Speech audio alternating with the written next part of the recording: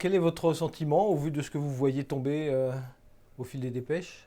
Je pense qu'il faudrait licencier tout un certain nombre de responsables d'instituts de sondage qui, comme d'habitude, nous ont trompés, ont affirmé, premièrement, qu'il y aurait une chute très importante du taux de la participation. C'est exactement le contraire qui s'est passé. Deuxièmement, nous ont annoncé que le Front National aurait au minimum 30 à 31%. On est à 6 points de moins. J'estime qu'on s'est fichu de nous. Alors, soit ces gens sont des incompétents, soit ils ont voulu nous tromper. Et la gauche? La gauche, elle fait un score meilleur que ce qui a été prévu également par les instituts de sondage. On la mettait à moins de 20, je vous le rappelle, 19. Bon, elle est très largement au-dessus.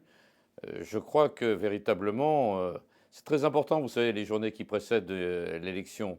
Et je suis, en tant que parlementaire, je pense qu'il faut vraiment qu'on prenne un certain nombre de mesures pour éviter d'être ainsi berné par des gens qui estiment avoir la science infuse et essayent de nous convaincre que, un, il ne faut plus voter, et deux, que le Front National va tout emporter. Alors j'en ai marre.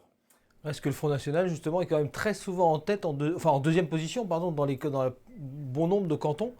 Ça risque de changer la donne pour le deuxième tour? Partout où, dans un canton, il y aurait la droite républicaine contre le Front National, j'appelle à voter sans aucune hésitation pour la droite républicaine.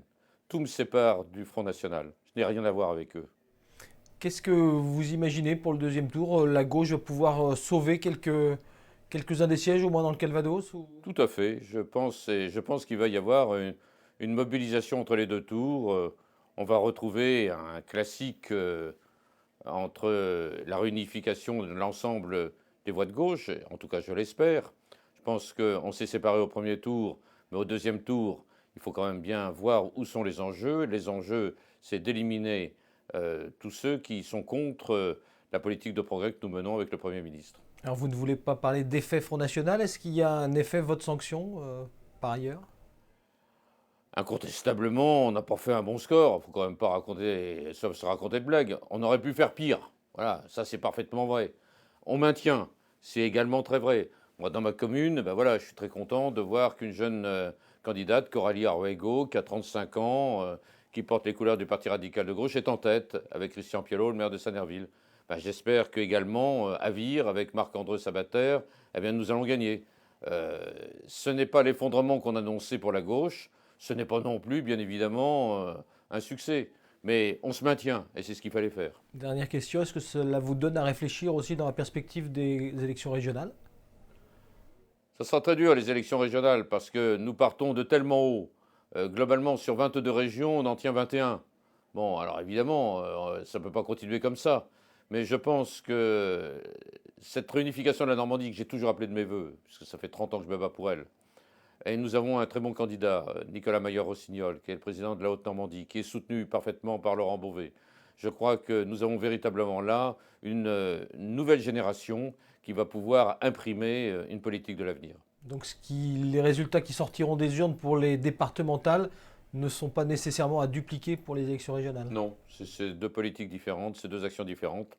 Puis de deux choses une, hein. Soit on arrive à redresser la politique en fonction de du, du déclin du chômage, soit on arrive à redresser l'emploi, soit on n'y arrive pas.